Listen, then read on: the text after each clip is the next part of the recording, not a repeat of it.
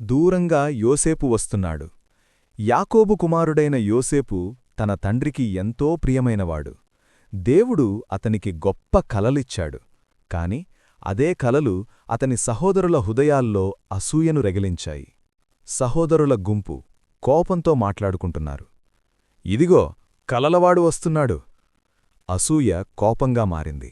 కోపం క్రూరమైన ఆలోచనలకు దారితీసింది. పట్టుకుంటున్నారు.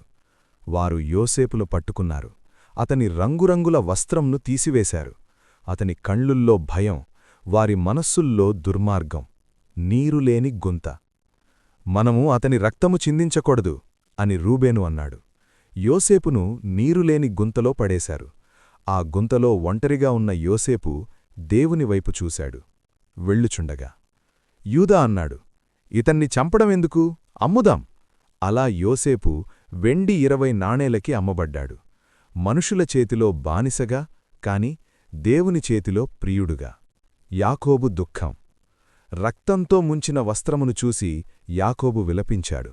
నా కుమారుడిక లేడు అని ఏడ్చాడు. కాని దేవుడు నిశ్శబ్దంగా పనిచేస్తున్నాడు. మనుషులు చెడుకోసం యోచించినా దేవుడు మంచికే మారుస్తాడు. యోసేపు కథ ఇదే చెబుతోంది. దేవుని యోచన ఎప్పటికీ విఫలమవ్వదు. ప్రభువా, మన శ్రమల్లోనూ నీ యోచనను నమ్మే విశ్వాసం మాకివ్వుము. ఆమెన్.